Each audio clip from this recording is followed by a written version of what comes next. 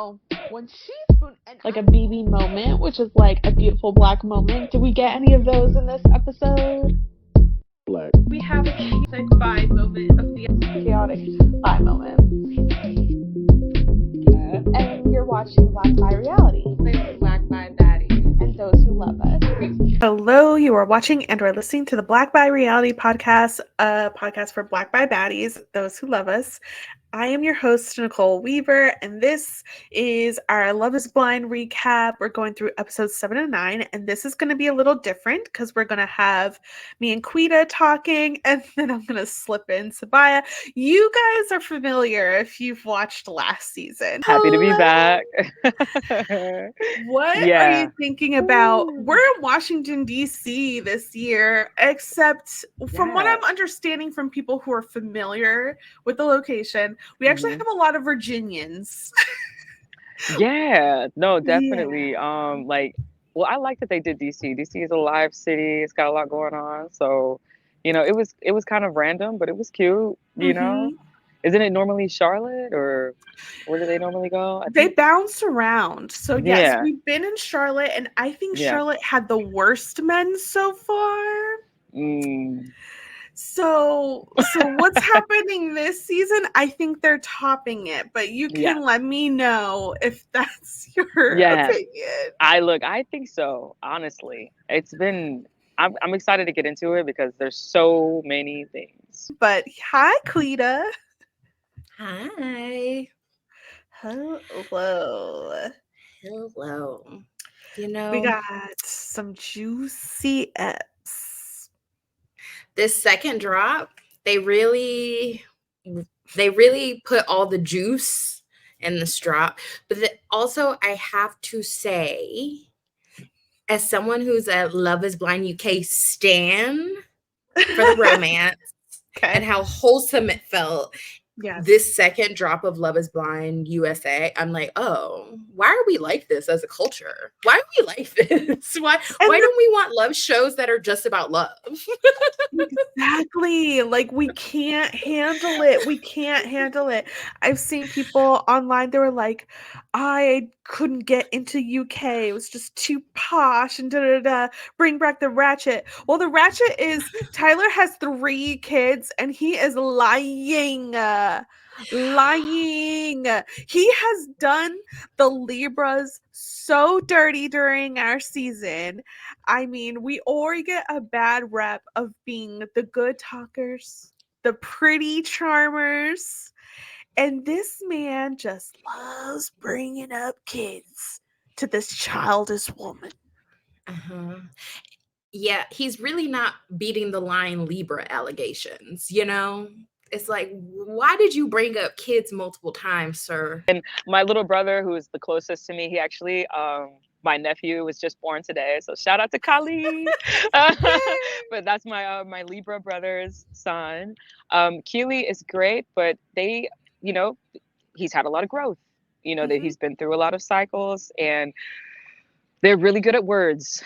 Let's just put it like that. Like, you guys, I should say, are really good at talking. And for those of us that might not be as privileged, it can definitely be hard to argue. Yeah. But I feel like Ashley, if she had all the information, he wouldn't have been, but he withheld it intentionally because she's very smart. Like, don't get me wrong. Yeah. He just legit lied. If Taylor is strategic, he is a mastermind. Get him on Survivor right now. Not get him on Survivor. I'm screaming. Yeah, honestly, I could see myself working with Tyler at a water well. He definitely, I mean, if you can lie for this long with a straight face in multiple settings, like, you definitely could be in a buff. And he was doing the psychopathic thing that Steven was doing of like, let me prep you, because this man will not stop talking about kids. If you wasn't being forthcoming about fathering not 1, not 2, but 3 children. Yes. And it's so nuts. Like, men are so scary. Like, this is going back to the whole conversation, and Quita, you have a job, so you probably don't even know what I'm about to refer to, but the conversation of like the man or the bear. Oh yeah, I do. I'm familiar with that.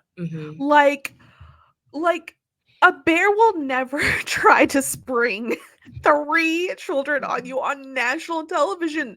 They'll eat you and then be done with it. Yeah, a bear would never sit in a pod for 10 days telling you sweet nothings, praying with you, talking about how he wants to make you the mother of his children, and This then man spring loves a on you. prayer. This man love a prayer. I am sick of him. This is my thing about it's so scary. It's so scary when a man learns that something's very important to you, because the way he is holding Ashley's Christianity kind of against her, like every single moment, it's either I'm bringing up kids or I'm bringing up prayer. Like he's like, oh, us moving in together, you're so perfect, I just gotta pray. And I'm just like, why didn't you pray for an honest tongue, sir? Why didn't you pray for that? Have you prayed for forgiveness for like lying through this? Also, someone who is just a sperm donor doesn't owe potentially $30,000 in back child support. So Look, the math ain't mathing, sir.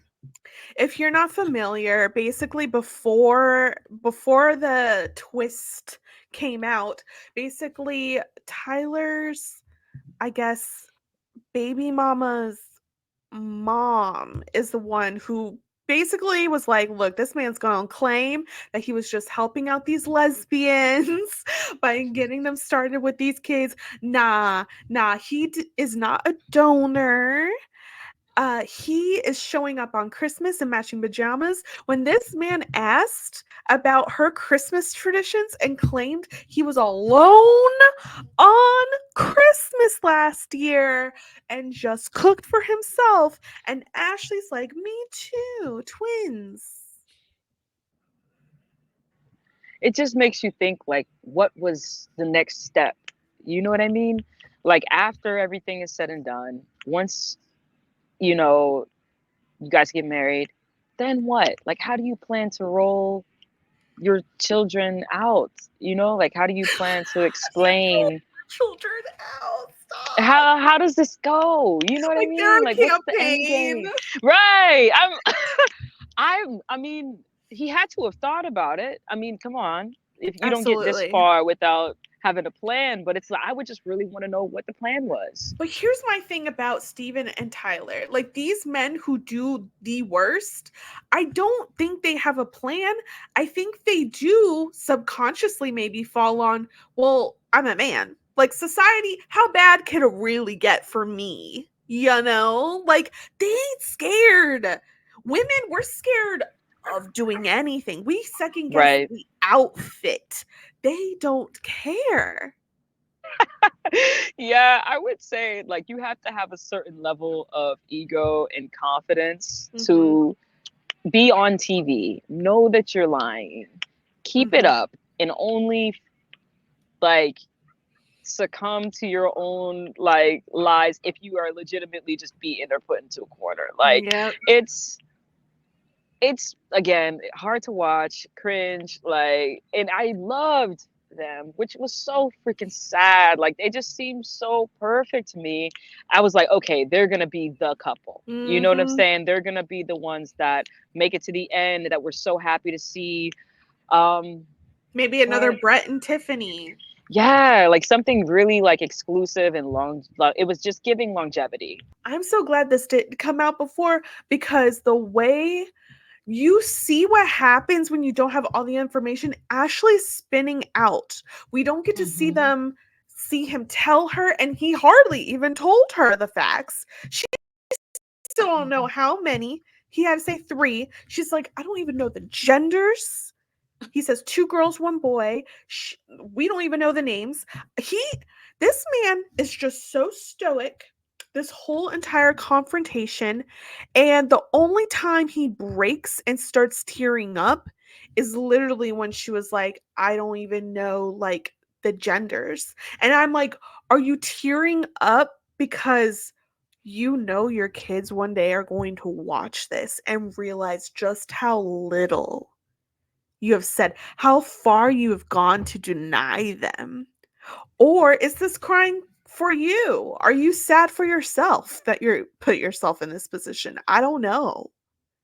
Yeah, my initial gut was he was crying because he knew the like wall was closing in on him, like he finally tells the truth that he has children, but also he knows that he's still low-key lying because he tells her he's a donor. Mhm. And I'm like, sure, like you bought yourself potentially through saying I do on the altar, but she's gonna eventually find out the truth, Like, and as much as men love to talk about trapping, like the women have trapped them, we are literally watching an example of a grown man trying to trap a Mhm, woman. He's trying to get her to be open to 7 kids, first of all, because he knows he already got 3. mhm, Trying to give himself wiggle room. She's mhm. like, no, no, no, 2. Then this man's talking about having kids very soon. Even Ashley's like, no, I'm No. actually trying to wait, slow down on that.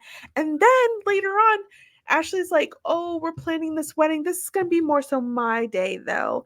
Then this man tries to negotiate, and he's like, but I want to name the kids. Men need to realize you are on thin ice. You don't actually, cis men, this is the thing. They have systematically held us down because if nature had it, women are the ones who will select who gets to have kids in the future. Like, Mhm. are you actually worthy of this? And I think because men know how much power they do and don't have. We'll talk about Ramses and what agency he wants to give up in this birth control situation. But we're seeing this man literally try to trap this fine, gorgeous, smart, career talented woman.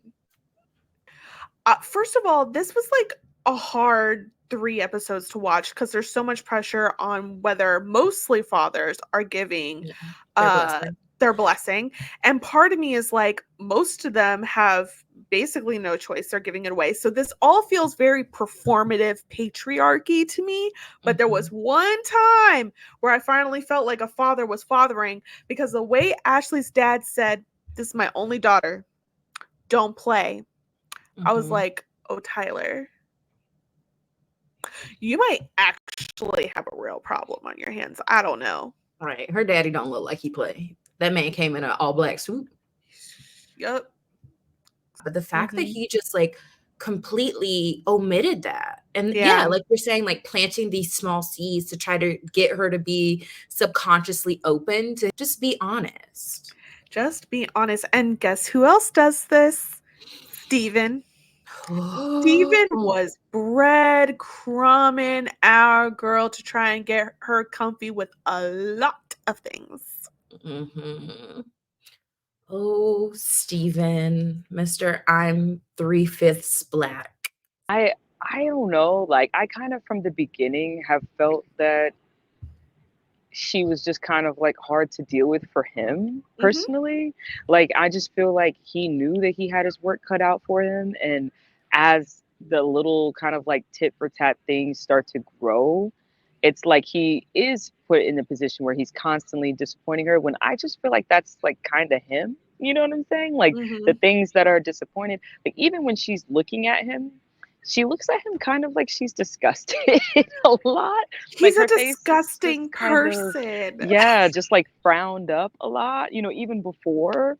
So I was just like, no, I don't feel like she's feeling it. And I feel like no matter how she tries to hide it, like the kisses and all that, it's cringe. All of it. Hmm. It's been cringe since literally day one for me, honestly. Their relationship, honestly, I wasn't surprised. She apparently when he was in the other room, this is how she explained it from like the files, is Mhm. that Steven was doing something in the other room. They were actually going to hang out with the other couples from their Mhm. cast Mhm. for some Halloween thing. These two are so getting married, and Yeah. I am talking about Garrett and Taylor. And Taylor. I have a picture here of them comforting Monica, but apparently they were like telling the other couples, come over, we're doing Halloween decoration stuff. They're like mom and dad of this group. They're so getting married. And then she looks, because she's like, oh, maybe Garrett or Taylor texted about us meeting up. She sees this text, and then she sees also a woman chat right below Garrett's, and then she's like, what is this? And she Lord of claims mercy. she doesn't remember what she saw, but knew it was disgusting. It's like, you remember, Yeah. but you're not trying to get your name in headlines with whatever he was, Yeah. and that was Yeah. smart.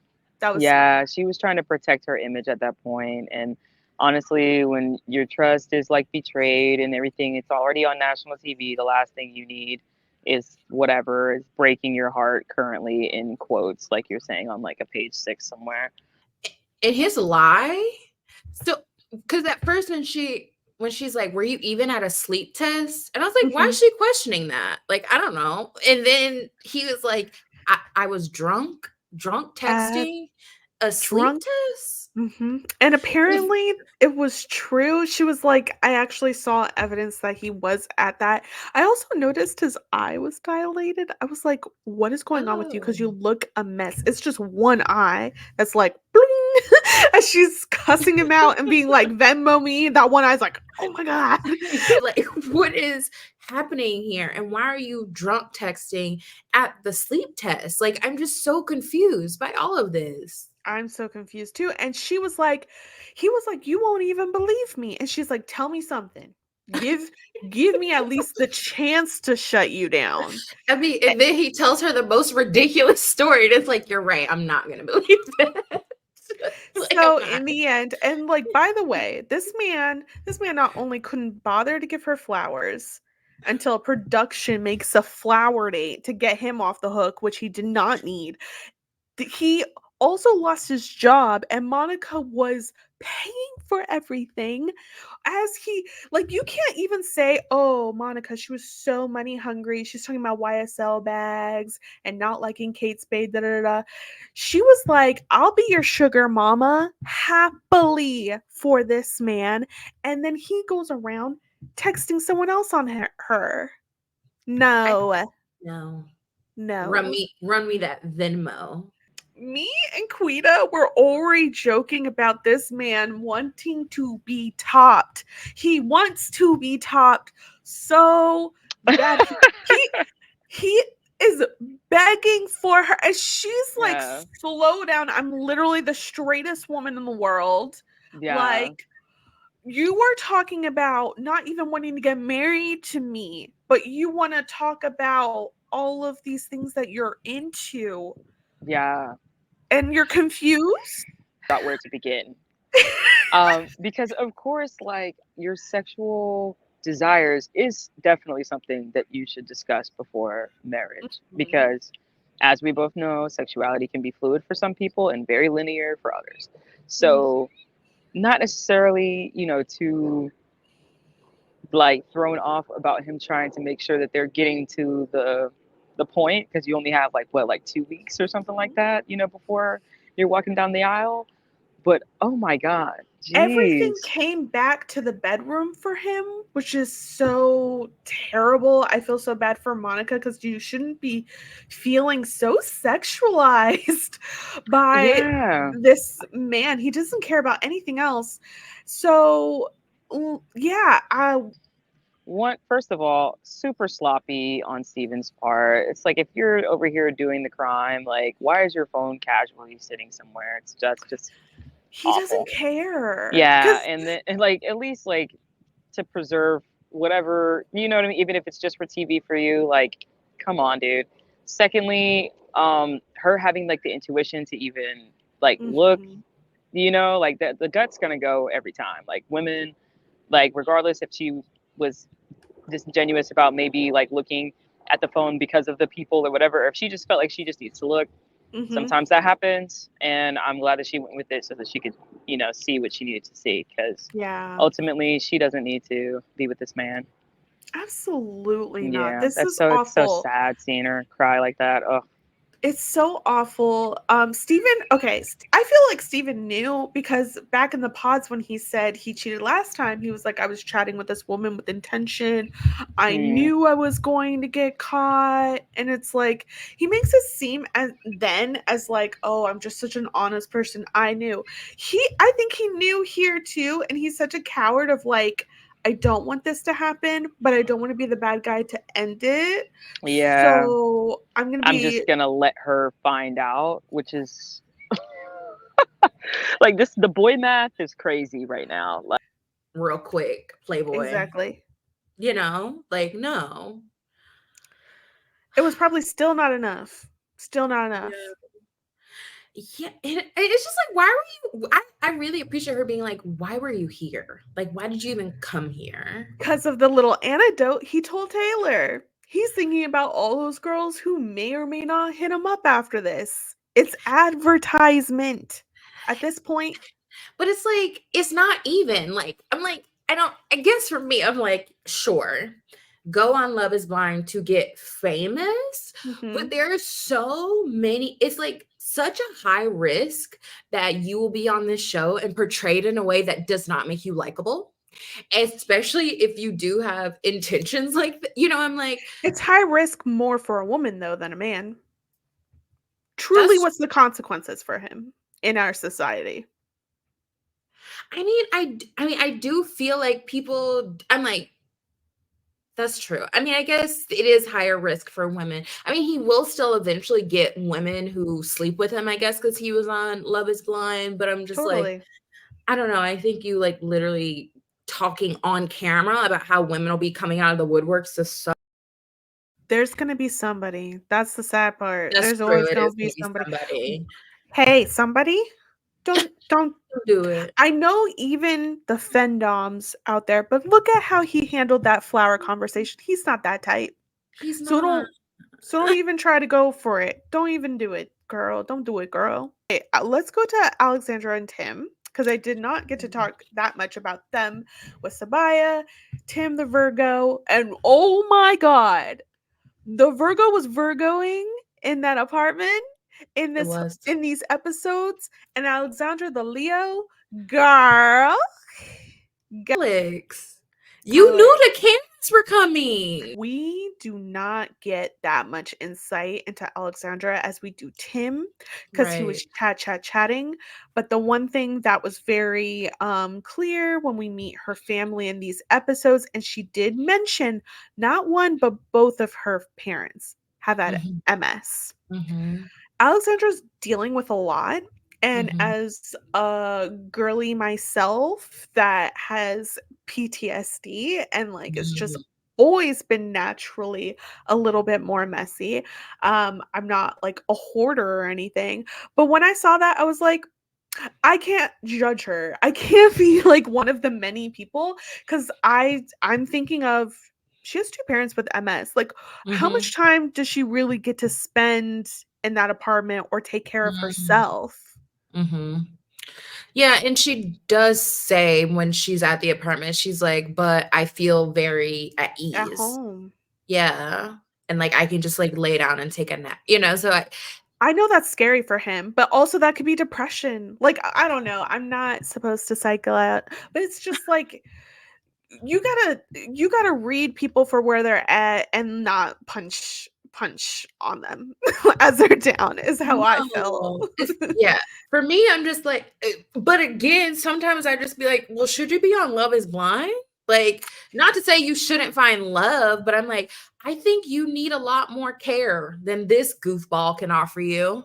Like, he couldn't even learn enough about you, or like, I'm just like, is this man really going to show up for you in the ways that you're needing and wanting? Like, how has he shown you through the pods, like, I haven't seen him not show up for her, though. I mean, after they so in Cabo, she was like, I don't know what's going to happen. He walked out. He didn't spend the night. They had an ATV date. They were both figuring it out. And at the end, she looks like, I like that she gets giggly. And like, at the end of this, they're kind of smooth sailing. Like, I don't know. Do you still feel like there's a bad vibe? I'm not a fan of it. Okay. Because I don't think that to me in Mexico, it felt like, yeah, you have to make an agreement to just move on after conflict, right? I do understand that. But I think a part of me felt like they actually didn't resolve anything about that. And to me, it just makes me concerned. I'm like, I don't know, the actual depth around their stuff with each other. I think, unfortunately, Alexandra gets lost in the mix. There's so many couples this season. If we had fewer, we probably would get more into if there was conflict resolution. Feel you. I want to assume the best, mostly because we lost Ashley and Tyler completely. And the parents seem to be good and open to Tim. His place looked good. She can't complain about that. And I think, honestly, after seeing Alexandra's place, I'm like, Girly probably does need some help. I think she needs, there's a lot of cries for help, even with like what we heard about their confrontation. I'm just like, maybe she needs a soft man to land on, and that's Tim. I don't know. I'm like, what has shown us that? When she was upset, he was not a soft place to land. From what we've heard, they have both confirmed that he got very upset and was like vocalizing in a way that felt like yelling, right? So for me, I don't trust that he's a soft place to land, but that might be my own thing with my misandrous tendencies and anti-Virgo tendencies. Yeah. Like, I'm still reading it as he really wanted Alexandra to open up and she couldn't, because I don't know if Alexandra has, just in general, that soft place to land. Like, I don't know if she's used to that. So I want to give the benefit of the doubt, but we'll see. Is there anything else we want to say about these two? No. I really hope this next drop shows us more of them working well. Yeah.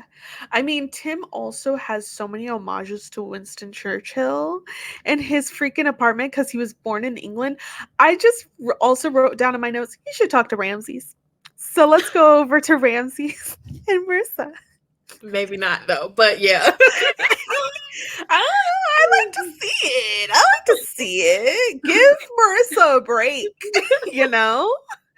I think he has it in him to have a few more big discussions. So, Sabiyah, how is it that every time you get on this podcast, we got some kind of a ratio that somehow the military becomes part of the story? Oh, yeah. I kissed a girl, and I was like, and then when these two chaos people were sitting down, I was like, oh, let's. Yeah.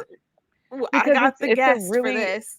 It's a really big thing. Like, I'm a Marine, so I was active duty for from 2017 until 2021. Got out, did some truck driving. That's where Survivor discovered me, and now I'm actually back active reserve, and I've been in since last July.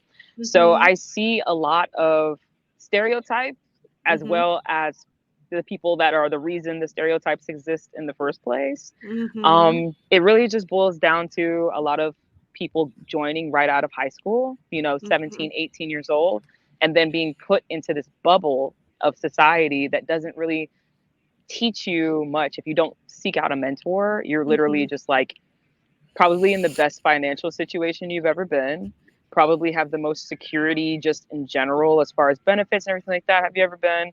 And you're traveling the world at a young age. You have leadership abilities at a young age. So the egos are crazy, and there's not a lot of growth. Yeah. And there's not a lot of therapy. So unless the military member has gone through, you know, a couple of relationships, they're not ready. You know what I'm saying? Like Do you straight think up. And Marissa is or isn't yeah. ready? I like Marissa. I feel like she is, but I also feel like Ramses just might be maybe a little bit better emotional communicator than her at sometimes.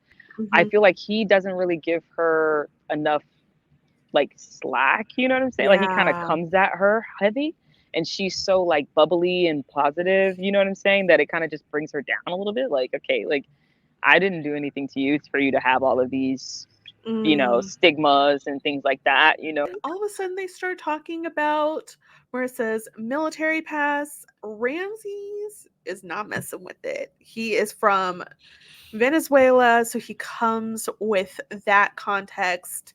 Also, just in general, his politics. And it's so interesting, this whole scene, because Marissa is like, you can tell she's still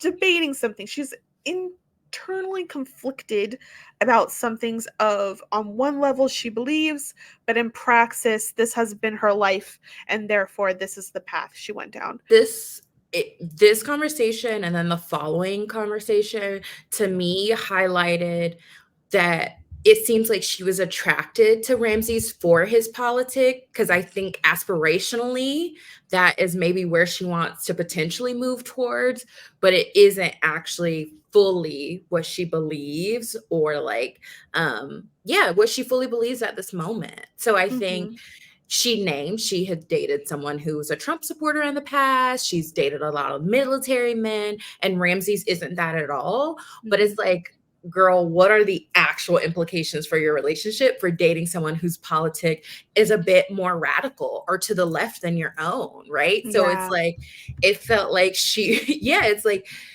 she has believed a certain narrative for so long around like supporting the military, supporting the troops, and she's gotten to a place where she can critique the institution, but she's holding on to supporting the people. And Ramses is like reflecting back to her that like, by supporting the people, you are essentially supporting the institution, because who makes up the institution if not the people who are a part of it, you know? And she's not there yet. I think Marissa is just on a path of growth. She comes from, we learn, the Mormon church, which is a very white institution. She already had to leave, question that. She grew up really poor, and we know in this country that one sure way that you actually get some socialism, because that's the thing that we need to talk about, is the reason why a lot of these people go into the military is to get out of poverty. And like, because America is so capitalist that you need to pay for every single thing, insurance, all of that, all of a sudden, if you put your life on the line for this country, all of a sudden you can get healthcare, babes. You can get a house. You can travel the world. Never mind why you would be traveling the world. Do you have any business traveling the world? Never mind that. So then you're grateful. You're grateful for a lot of these things that absolutely changed your life. And it does feel hypocritical to then criticize that. But then it's like, here's the other side. And I think, I told this to Sabiyah. Sabiyah is actually a Marine and is currently in the reserves now. And I was just like, I wish these two talked more about also their social class, because like, I feel like they have to have some common ground there. Like that has to be a main, like one of the reasons why they see each other.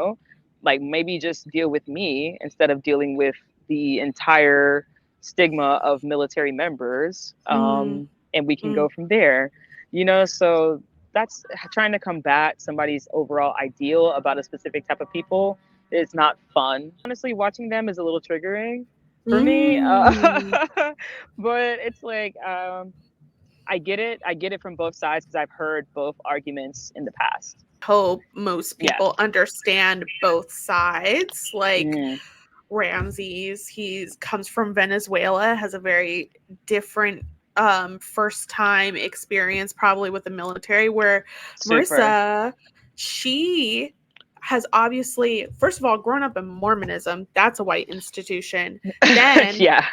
then apparently she later said her mom was like, you got to go in the military. I've have family members where they might not be like Hannah's family of where Yeah. we're going to cut you off at 18, but Yeah. they might have a military background themselves and was like, well, I can figure it out. So why don't you? So what's the subcontext of that? You're going into the military because I'm not paying for your college. No, 100%. And that was the situation for me and my family. Like, I have 4 brothers. I don't have any sisters, but there's a lot of us. There's 5 of us, and my parents were both teachers, so there wasn't a lot of college fund money. You catch my drift? You know what I mean? Like, I'm a second generation immigrant, from my dad. So, it's the military is one of the surefire ways. If you're young, if you're in shape, if you got a little bit of leadership capability, even if you don't, like, it's a clean slate. It doesn't matter. All the background, doesn't matter if you're not a trust fund kid, you can go there and you can have trust fund kids of your own. You know what I'm saying? So me and my family, we are all service members, literally every single one of us. And it's not necessarily like we're just the most tried and true red, white, and blue people. It's just we're, Black and in America, we're poor, So it's like, how do we change the dynamic of our generation? And we allowed ourselves to make the sacrifice, so that way when I have my kids and my kids have kids, I'm going to be the great great granny that made the difference in the bloodline, and so will all my brothers. And so we take that serious, but that's pretty much the only aspect we take serious about it is the change of generational wealth. So yeah, like, it is kind of hard to watch people that have that type of experience get kind of shitted on, because it's just like, But this conversation was so interesting because I think it also shed light of like, oh my God, it's truly the system. We have a culture of we're supposed to say like support the troops and everything like that. And if somehow you have a problem with the military, it's almost like then you don't support the troops. Like, I realized, and I knew this, but in this conversation, it was so evident to me that the so-called troops, or what we think of as like the 18-year-olds who go in not really knowing what they're doing, they're the ones who are the shield and also like the sacrifice in this whole thing, because 1,000%. Because it is the empire. Like, I think everyone can agree the empire is doing its thing, and therefore we need to have our stations everywhere. Why? Because we were Ori bullying everyone. So it's like, but then it's like, but you can't criticize without first then saying the troops. You can see that internal struggle all over Marissa. She is constantly learning stuff. And I have so much more compassion learning more about her. I wish we heard about the Mormonism and everything and the pods. Because, he's Venezuelan, but like the politics and the situations they come from, I don't know if they would be that dissimilar of just what their families were going against society-wise. Yeah. I felt like they should have talked about this more in the pods. Yeah. Because I'm like, I think fundamentally they aren't a good match. Yeah. Like, and I think maybe it's something where in the past, maybe she feels like she's dated men who didn't share her values in a different way. And I feel like maybe she thinks she can make this work, but I'm like, no, it won't work, because he seems to be very like principled, or about his beliefs in a way where he's like, no, if you were to go into the reserves, baby, we wouldn't be in this juke joint together. Exactly. And I'm like, hear him. It's so interesting because you can tell that the like military programming is so strong, because she's critical. She says like, and even Tim Because let's not forget, Timothy's also in it. Like, these different people in this cast, multiple, have passed in the military, which will make the reunion so interesting when they talk about this. Like, Yeah. actually, my heart goes out to Ramses a little bit because he's gonna be one against maybe a lot. Oh, But yeah. my thing here is that it's the programming of, like, she knows she didn't have a good time. She knows she wasn't surrounded by all of the people that she would have wanted to, but then they had a common enemy which binds people. They all, like, it's a very specific environment which binds people, and there's just certain, even in our American culture, woo, when the friends came through, they were shook. Brenda, I think Brenda's the one in that yellow sweater back there. She looked like she was about to cry. Her eyes were so big. We don't get to criticize the big bad. They get to, in the dark shadows, the ones who literally profit off of war and make the decisions that we go to war or not. The troops, though, get to be the visual, and you must support them. They sacrificed everything. And Ramses was being very, very honest. And I've had that thought of, like, they sign up for this. They it feels like something that's lobbied against when we're trying to have a nuanced discussion of what's going on. And that's what's told. You have to be grateful to the troops. Troops are patriotic. What does patriotism mean? He said, where you are with that? And she was like, I used to be very patriotic. I'm just, yeah. And I'm like, why are y'all having this conversation now? You know, like, this is a big thing. But I think it's him literally, if you're not in the military or aren't familiar, you don't know how deep that runs. Like, all these friends right here, all these, I think most of them are actually women of color as well, which makes it even much more nuanced. Right. They're all military. So it's like, even if she's not in the military, she's in the military because she's hanging out with these former military who are talking about this all the time, all coming with the same things. And now it feels like he's the outsider that's coming in. Right. And trying to shake stuff up. And they're like, this is literally our worldview. Right. And it comes back to, they get these kids at 18, 19. Yeah. And they get to do that brainwashing. And it's very scary when confronted by a different opinion. Yeah, I was telling a friend that in this moment where Ramses is, like, talking about his opinion, I was like, friend, I honestly felt like they were about to be like, USA, USA, like, shut up, like, support the truth, like, start chanting that, you know, it's like, literally, you could feel, especially the friend in the middle. She looked frightened. She had huge eyes already. She was just like, she was like, I'm from the military. And he's like, and I will continue to say this to your face. Which is not usually the thing, because the whole thing is thank you for your service. Marissa said, I can't handle if you are ashamed of my service. And that's the hard thing, because I think something that I think also we don't talk about a lot is just when we love a romantic partner, because I don't believe in unconditional love between romantic partners. That's a parent-child dynamic. But in romantic love, we're like, yeah, is love blind? Do you ignore the things you would usually be annoyed at, but you love this person and can overlook?